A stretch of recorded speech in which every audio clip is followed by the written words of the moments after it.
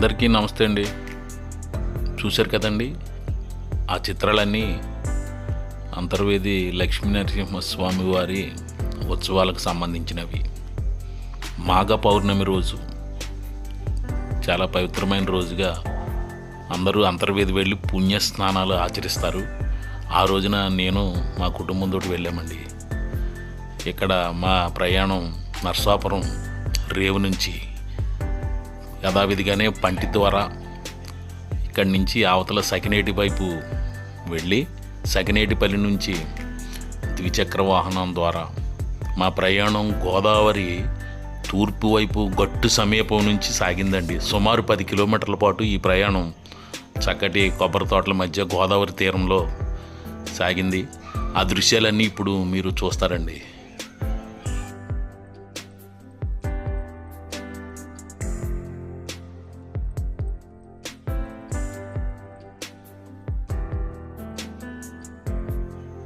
గోదావరి ప్రయాణం పట్ల మా కుటుంబ సభ్యులు చాలా ఆనందపడ్డారండి. పంటి ద్వారా ఇక్కడి నుంచి సకినేటిపల్లి రేవుకి వెళ్ళాం. ఆ దృశ్యాలను ఇప్పుడు మీరు చూడండి.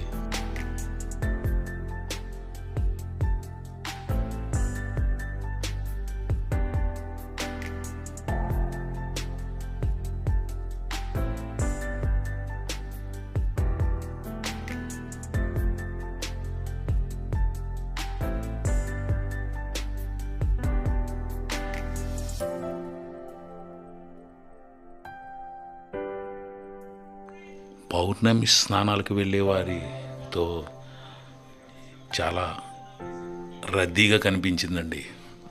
చూడండి, మేము వెళుతుంటే తిరిగి వచ్చేవారు కూడా, అంటే వీరు వేకువజామునే వెళ్ళి పుణ్యస్నానాలు చేసి నరసింహుణ్ణి దర్శించుకుని వస్తున్నారండి. వాళ్ళందరూ కూడా భారీగానే బారులు తీరి ఉన్నారు. ఇప్పుడు మనం సకినేటిపల్లి రేవులో ఉన్నామండి. ఇక్కడి నుంచి మన ప్రయాణం సాగుతుంది. ఆ దృశ్యాలు చూడండి.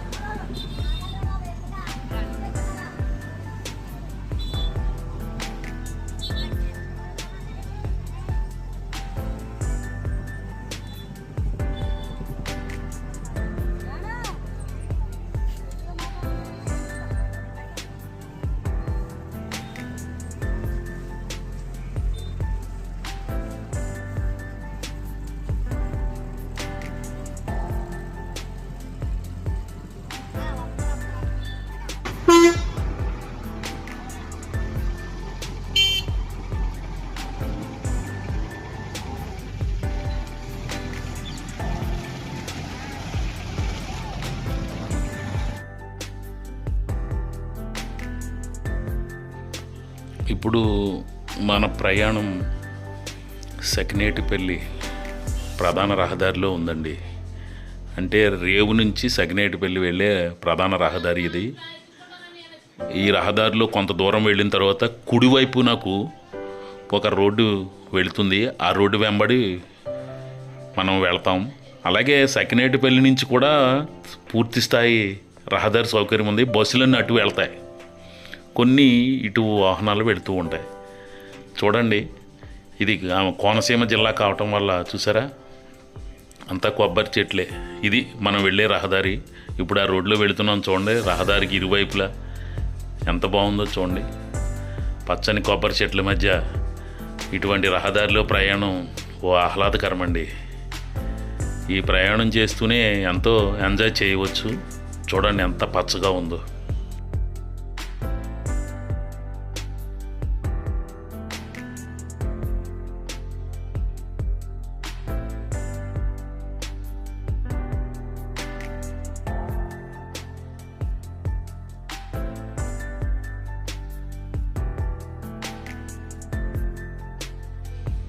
చూసారా, ఒకవైపు పచ్చని చేలు, చక్కగా గ్రామీణ సంస్కృతికి కోనసీమ అందాలు చాలా అద్దం పడుతూ ఉంటాయండి.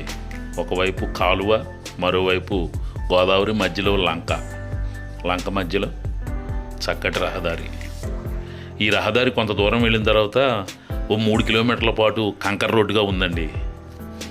ఇది కూడా ఓ అందం. చూసారా, ఎర్రటి కంకర రోడ్డు మధ్యలో రెండు వైపులా పచ్చని చెట్లు. మా ప్రయాణం అలా సాగిందండి.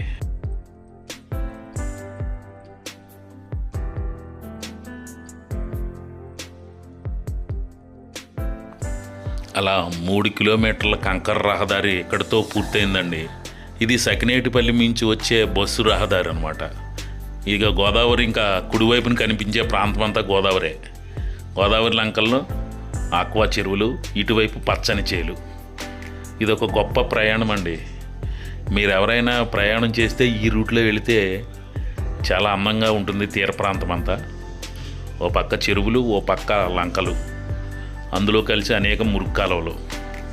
ఈ వాతావరణం చాలా బాగుంటుందండి, చూడండి.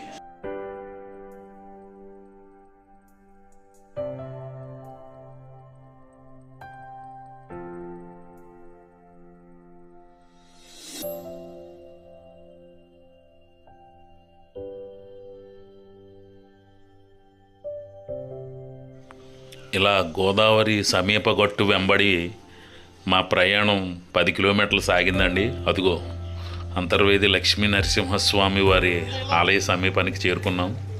చూసారా రద్దీ? ఇదంతా పార్కింగ్ ప్రాంతం. ఇక్కడి నుంచి వాహనాలు సముద్ర స్నానానికి వెళ్ళే అవకాశం లేదని పోలీసులు నిలుపుదల చేశారు. ఇక్కడి నుంచి నడకలో వెళ్లాల్సి వచ్చిందండి. ఇక్కడి నుంచి సుమారు 2 కిలోమీటర్ల పాటు మేము పౌర్ణమి స్నానాలు చేయడానికి సముద్ర తీరానికి బయలుదేరాం. దారి పొడవునా మన తీర్థ సంస్కృతికి అర్థం పట్టే దృశ్యాలు కనిపిస్తాయండి. చూడండి ఎలా ఉంటాయో. ఇక్కడ చూడండి, ఒక ఆయన పెద్దలను పొగుడుతున్నారు. ఆయన వేషాలతో చూడండి, పితృదేవతలను పొగుడుతారనమాట అండి. ఈ కనిపిస్తున్న దృశ్యాలు చూడండి. వీరందరూ శిలక జోస్యం చెప్పేవారు. అనేక ప్రాంతాల నుంచి వచ్చి ఇక్కడ సముద్ర స్నానానికి వెళ్ళే రోడ్లో చిలక జోస్యాన్ని చెప్తున్నారు. అనేక మంది తమ భవిష్యత్తును ఈ చిలకలతో చెప్పించుకోవటం మీరు చూడవచ్చు.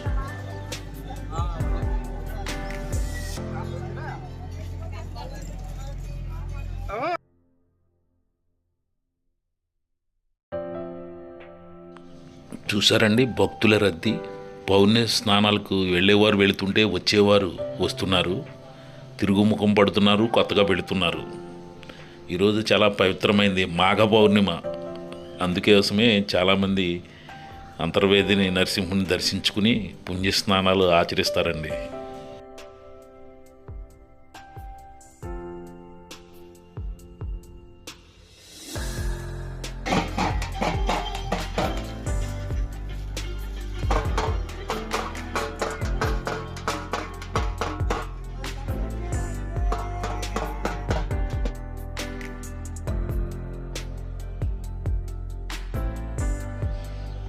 అంతర్వేది సముద్ర తీరానికి వచ్చేసామండి. ఇక్కడ భక్తులను చూస్తే అబ్బో, సుమారు కిలోమీటర్ పొడవున ఎటు చూసినా భక్తజన సందోహం అంటారు చూసారా, అదే పరిస్థితి కనిపిస్తుందండి. ఇక్కడ ధర్మాదాయ శాఖ కూడా ప్రత్యేక ఏర్పాట్లు చేసింది. మహిళలకి ఇబ్బంది లేకుండా, అలాగే ఇతర వసతులు, పోలీస్ ప్రొటెక్షన్ అన్నీ కల్పించారండి. అందుకే ఎటువంటి సంఘటనలు చోటు చేసుకోకుండా నరసింహస్వామి వారి ఉత్సవాలు విజయవంతంగా నడుస్తున్నాయి. ఇక్కడ దృశ్యాలు చూసారా, పెద్దలకు పితృదేవతలకు పిండ ప్రదానాలు చేస్తున్నారు, పత్రలు ఇవ్వటం. ఇవన్నీ మన సంస్కృతిలో సాంప్రదాయం తెలుసు కదా మీకు. చూడండి, అనేక వందలాది మంది పూజారులు కూడా ఇక్కడ వారి వచ్చే భక్తుల కోసం ప్రత్యేక పూజలు కూడా చేస్తున్నారు. ఇదంతా ఒక అద్భుతమైన సంస్కృతి అండి.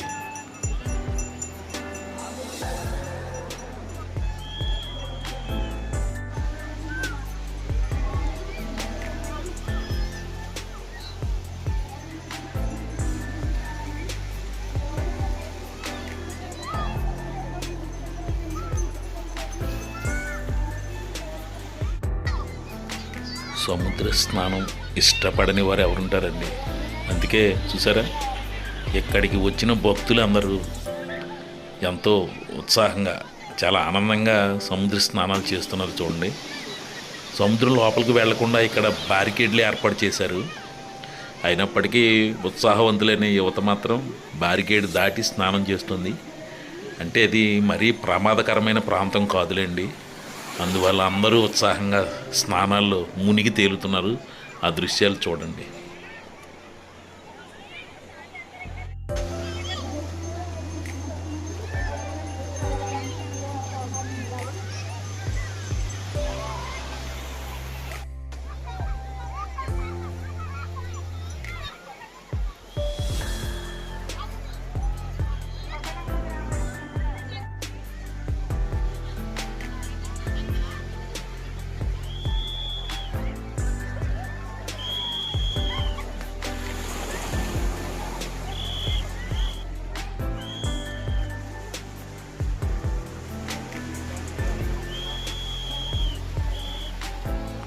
మేము సముద్ర స్నానాలు చేస్తుండగానే నరసింహస్వామి వారి చక్ర స్నానం పూజలు ప్రారంభించారండి.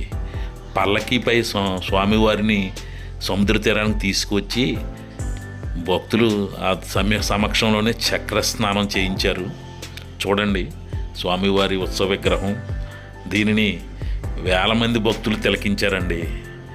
అంటే ఈ దృశ్యాలు తీయటానికి అవకాశం లేక ఫోటోలను చూపిస్తున్నాను, దయచేసి అర్థం చేసుకోండి. ఇక ఇక్కడ ఎంటర్టైన్మెంట్గా గుర్రాల స్వారీ, చిన్న చిన్న కార్లు చాలా కనిపిస్తాయి మనకి. ఇక్కడ చూడండి ఒక దృశ్యం.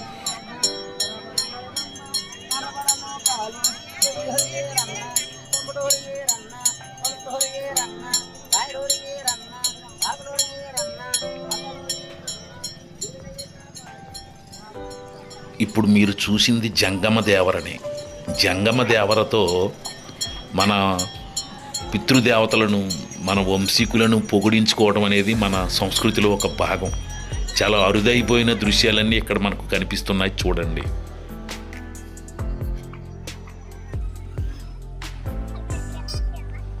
మా పౌర్ణమి స్నానాల కార్యక్రమం ముగిసిందండి. ఇప్పుడు స్వామివారి దర్శనానికి బయలుదేరాము. ఇక్కడ దారి పొడవున అనేక వ్యాపారాలు. ఇక్కడ స్వామివారిని చూడని తిరిగి స్వామివారి సన్నిధికి ఉత్సవ విగ్రహాన్ని తీసుకువెళుతున్నారు. ఈ దృశ్యాలను ఇప్పుడు చూడండి.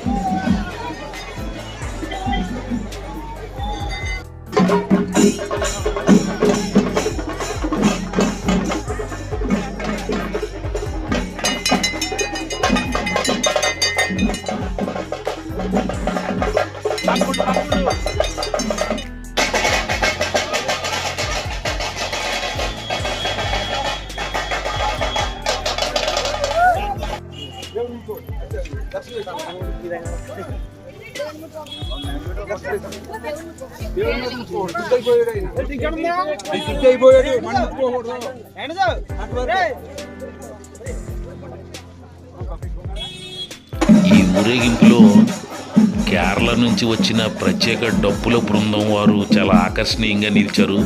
ఆ డప్పుల చూడండి, కొన్ని వీడియోలను చిత్రీకరించాను చూడండి.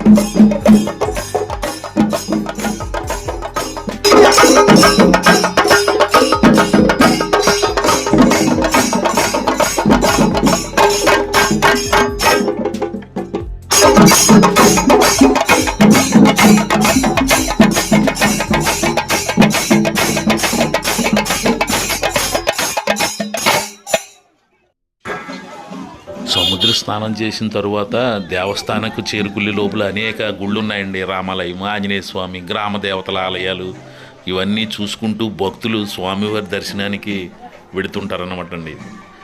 అనేక దేవాలయాలు ఉన్నాయి. వెంకటేశ్వర స్వామి దేవాలయం కూడా ఉంది చూడండి దీని తరువాత.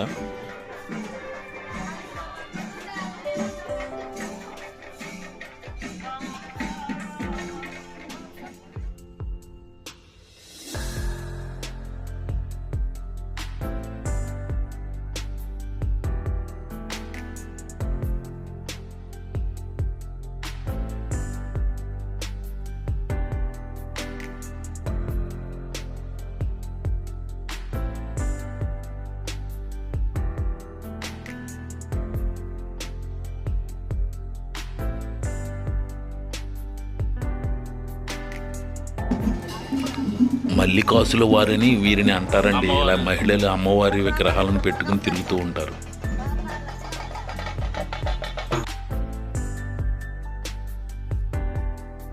ఇక లక్ష్మీ నరసింహస్వామి వారి దర్శనానికి బయలుదేరితే దారి పొడవునా ఇలా రద్దీ చూడండి ఎలా ఉందో.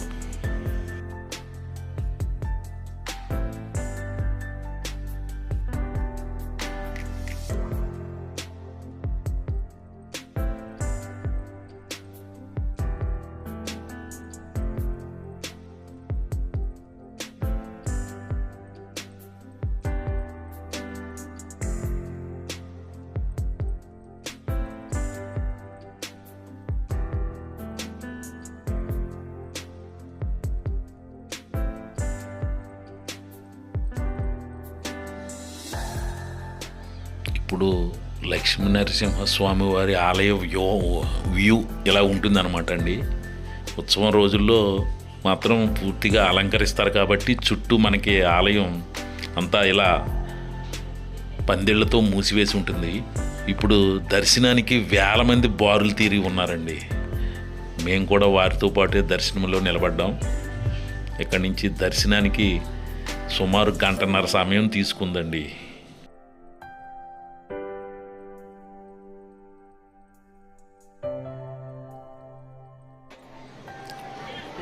మొత్తానికి మొదటి దశ నుంచి లోపల ప్రవేశించామండి. ఆలయం లోపల ప్రాంతం ఇలా బారులు తిరిగి ఉన్నారు. ఇక్కడ 2 గుర్రాల బొమ్మలు కూడా ఏర్పాటు చేశారు. ఇప్పుడు ప్రధాన ఆలయంలోకి ఇక్కడి నుంచి ప్రవేశిస్తామన్నమాట అండి. చూడండి, ఇప్పుడు మనం ప్రధాన ఆలయంలోకి వెళుతున్నామండి. అంటే ఇంకా స్వామివారు దర్శనానికి సమీపంలోకి వెళుతున్నాం అన్నమాట.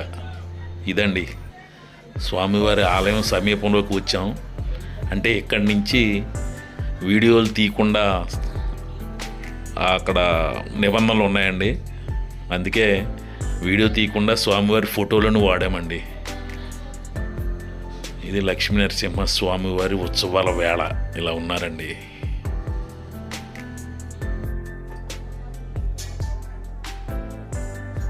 ఆలయం లోపల చూసారా, ఇవన్నీ రాతి స్తంభాలు. అప్పట్లోనే పడవల ద్వారా తీసుకొచ్చి రాళ్లతో ఈ ఆలయాన్ని నిర్మించారండి. తరువాత వీటికి ఫినిషింగ్ వర్క్ చేసి ఉత్సవాల సందర్భంగా ఇలా రంగులు వేశారండి. ఇదంతా అద్భుతమైన దృశ్యాలు. ఇవి సాధారణ రోజుల్లో చూస్తే చాలా అందంగా ఉంటాయండి. ఇప్పుడు మా దర్శనం పూర్తయింది, బయటికి వచ్చేసామన్నమాట అండి. ఇంకా ఇక్కడ స్వామివారి గర్భగుడి వెనుక ప్రాంతం అండి. కొంతమంది ఈ దర్శనం కోసం బారులు తీరలేక ఇక్కడ అరటిపళ్ళు కొబ్బరికాయలు కొట్టి దాన్ని నమస్కరించి వెళ్ళిపోతూ ఉంటారనమాట అండి. ఇక్కడ చూడండి, ఇది గర్భగుడి వెనుక ప్రాంతం. చుట్టూ ఒక ప్రాకారంలో ఉంటుంది. ఇదిగో ఇది గర్భగుడి అండి, దాని వెనుక ప్రాంతం ఇది. ఇక్కడ కూడా భక్తులు నమస్కరించి వెళ్ళిపోతూ ఉంటారండి.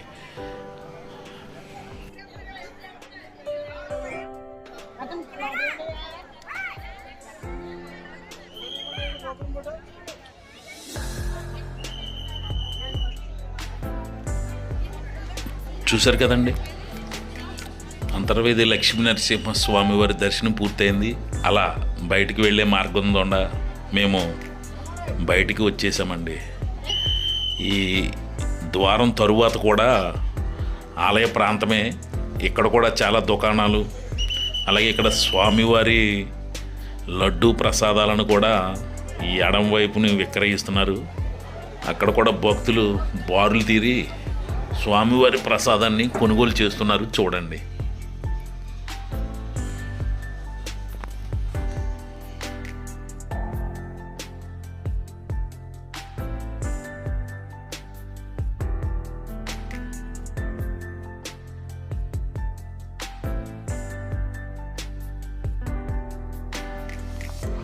ఇలా వెనుక వైపు నుంచి ఇప్పుడున్న ఆ ప్రాంతంలో చూడండి రద్దీ. ఇక్కడ కూడా చాలా దుకాణాలు ఉన్నాయి.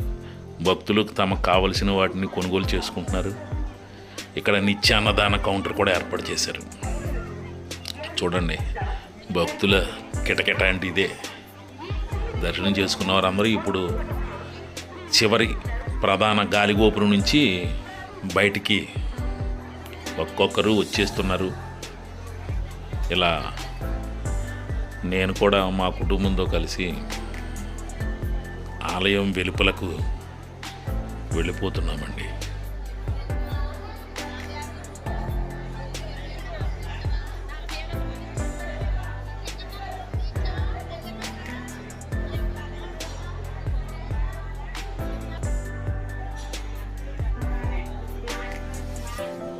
ఇలా స్వామివారి ఆలయం నుంచి బయటికి వచ్చేసామండి.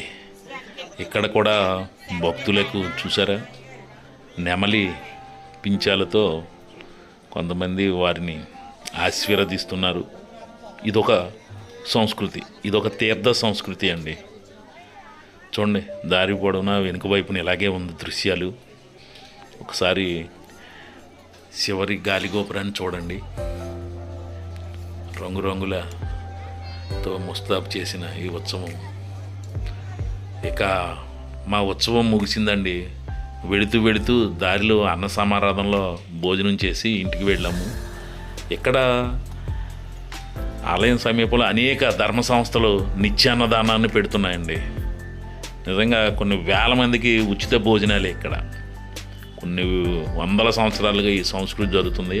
అనేక సామాజిక వర్గాల వారు ఈ భోజనాలు పెడుతున్నారు. ఇప్పుడు మేము భోజనం చేస్తున్నది ఇది క్షత్రియ సామాజిక వర్గం రామేశ్వరం వారు పెట్టిన భోజనాలండి. చక్కగా ఆతిథ్యం ఇచ్చి వెళ్ళే వాళ్ళని ఆపి మరీ భోంచేయండి అని బతిమలుతున్నారు అనమాట అండి. మేము కూడా ఇక్కడ అన్నప్రసాదం స్వీకరించి ఇంటికి చేరుకున్నామండి. ఇదండి పౌర్ణమి రోజు అంతర్వేది దర్శనం. ఈ వీడియో నచ్చితే కామెంట్ చేయండి. వీడియో చూసినందుకు చాలా థ్యాంక్ యూ. నమస్తే.